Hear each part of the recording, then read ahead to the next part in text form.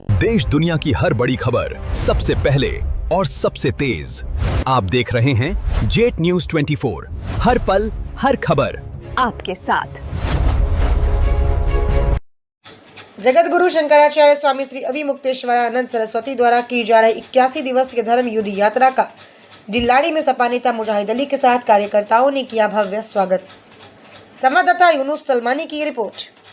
गौ माता को राष्ट्र माता का दर्जा दिलाने और गौरक्षा को लेकर जगतगुरु शंकराचार्य स्वामी अविमुक्तेश्वरानंद जी सरस्वती जी द्वारा की जा रही 81 दिवसीय धर्म युद्ध यात्रा का विधानसभा 26 ठाकुर द्वारा के ब्लॉक डिलारी अंतर्गत समाजवादी पार्टी के संभावित प्रत्याशी एवं पूर्व ब्लॉक प्रमुख मुजाहिद अली और जिला पंचायत सदस्य सावेज अली द्वारा विशाल पंडाल लगाया गया, जिसमें सभी धर्मों के क्षेत्र के सैकड़ों लोग उपस्थित रहे, जिसमें सभी के द्वारा शंकराचार्य का भव्य स्वागत किया गया।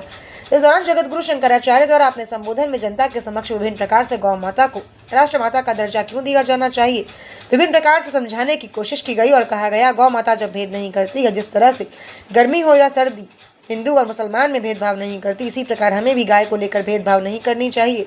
तो आदमी स्वयं उनमें क्यों भेद करता है? यदि वह हिंदू मुस्लिम में भेद करती तो हिंदू को किसी अन्य प्रकार का दूध देती और मुस्लिम के घर पर किसी अन्य दूसरे प्रकार का दूध देती।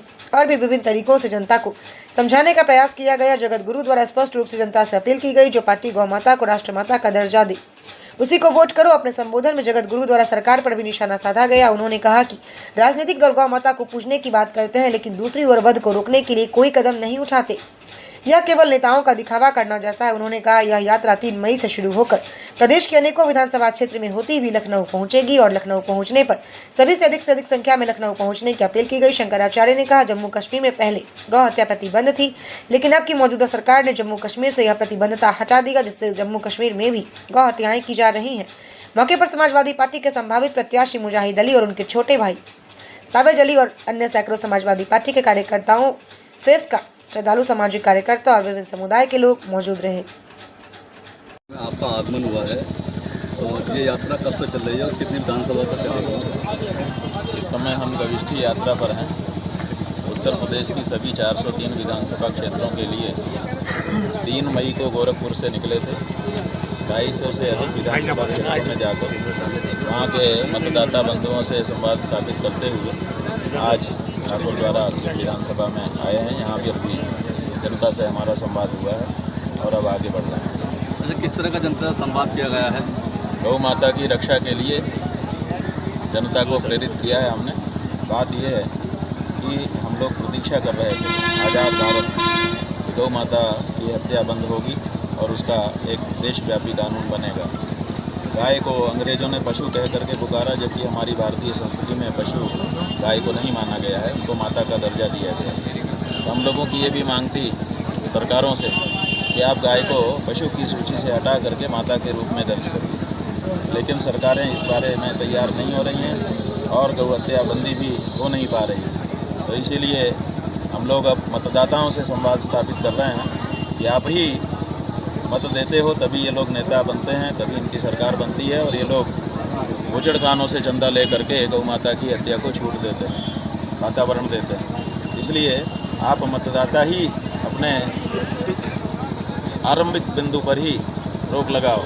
तो आप मतदाता संकल्प ले रहे हैं कि हम तो वोट जरूर देंगे, लेकिन उसी प्रत्याशी, उसी पार्टी को देंगे जो गाय को माता घोषित करके आएगा और गौ रक्षा की शपथ लेगा। मुस्लिम समाज के लोग गाय को राष्ट्रीय पशु घोषित करने की मांग कर रहे हैं, लेकिन सरकार उनकी बात नहीं मान रही है। मुस्लिम समाज के लोग बहुत अभिनंदनीय घोषणा कर चुके हैं। पिछली बकरीद के समय इन्होंने कहा कि गाय हमारी सीधी माता तो नहीं है, लेकिन जिन हिंदुओं को हम अपना भाई कहते हैं उनकी माता है, इस नाते से वो हमारी भी माता है और इसलिए भारत में रह करके हम ये नहीं करना चाहते। और इन्होंने ये करके दिखा दिया पिछली बकरीद को। इन्होंने एक भी समाचार आप लोग नहीं कहीं से ला कर दिखा पाए कि कोई मुसलमान गाय की जगह कर रहा हो। तो ऐसी परिस्थिति में इनका जो कार्य है वो बड़ा अभिनंदनीय है और हमने इसके लिए इनकी पूरी प्रशंसा की है।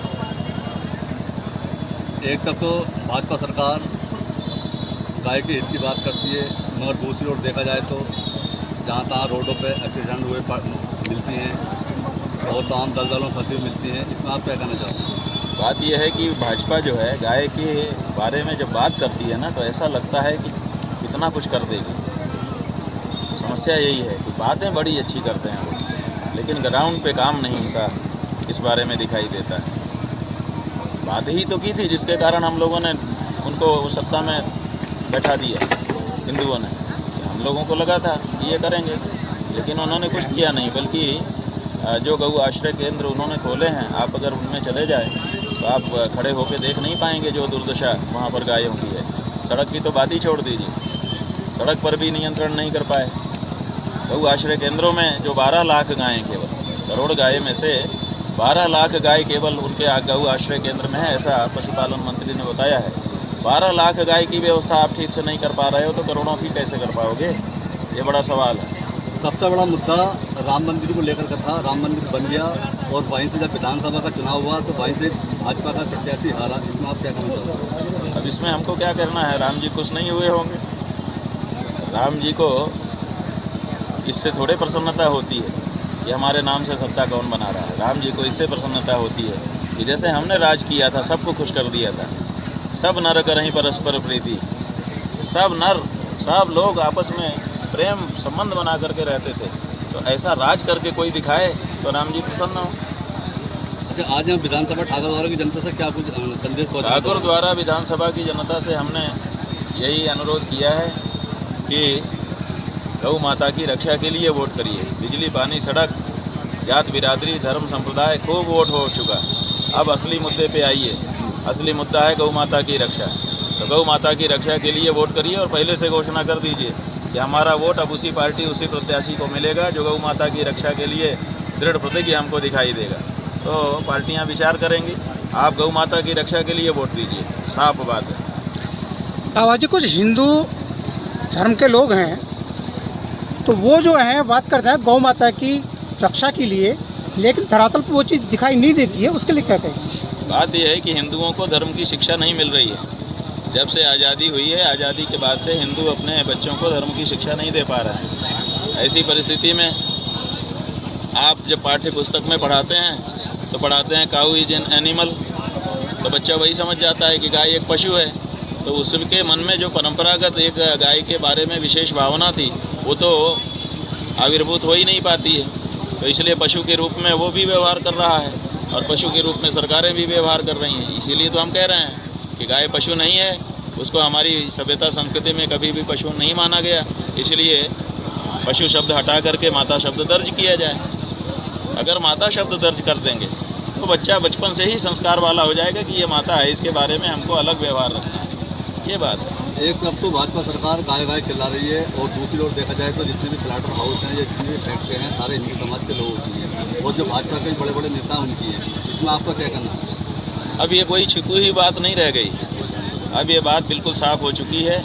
अभी जब हम इस यात्रा में निकले हैं तो कई लोगों ने हमको बहुत सारे प्रमाण भी दिए हैं कि जो हिंदू हैं और भाजपा नेता हैं उनके स्लाटर हाउस है जिसमें गौवध होता है।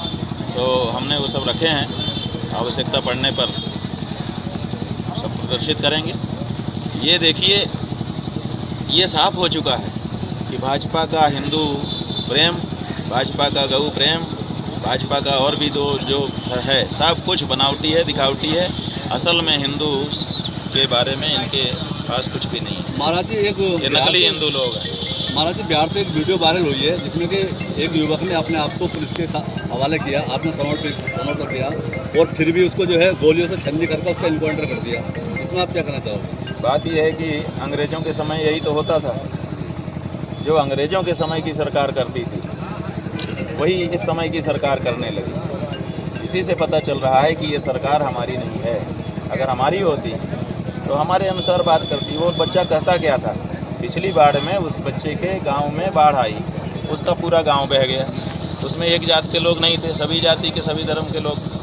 वो कहता था कि हमारे गांव में पुनर्वास सही करवा दो और एक बांध बनवा दो ताकि इस बार जब बाढ़ आने वाली है तो हमारा गांव ना बह जाए। बहुत तकलीफ़ होती है जब गांव बह जाता है, घर बह जाता है। लेकिन उसको नेता लोग नहीं समझ रहे थे, तो उसने बार बार जब गया तो उसको पागल घोषित कर दिया इन्होंने।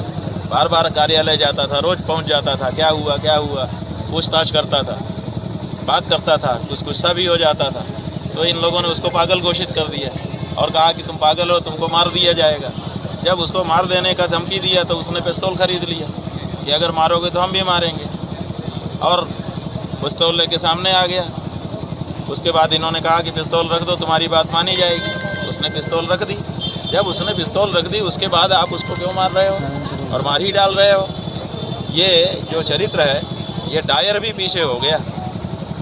डायर ने बहुत बड़ी शैतानी की थी, गोलीबारी का आदेश किया था। ये तो डायर से भी ज़्यादा बढ़ रहे हैं। आखिर ये बताता है कि जनता में अपनी ही सरकारों के प्रति बहुत गुस्सा भर चुका है और अपनी सरकारें जनता के प्रति बहुत नृशंस हो चुकी हैं। इसलिए ऐसा लगता है कि धीरे धीरे एक क्रांति फिर होगी। जैसे अंग्रेज़ों को भगाया गया, वैसे ही हो सकता है कि इन पार्टी के नेताओं को जनता भगाए। क्या लगता है 2027 में बीजेपी तीसरी बार सरकार बनेगी या परिवर्तन होगा? बीजेपी और कांग्रेस से हमें मतलब नहीं है, हमें मतलब है गौ माता की रक्षा वाली सरकार से। और जो संकल्प हमारे सामने मतदाता जनता उत्तर प्रदेश की ले रही है, उससे हमको साफ दिखाई दे रहा है कि गौ माता की रक्षा की ही सरकार आगे बन पाएगी।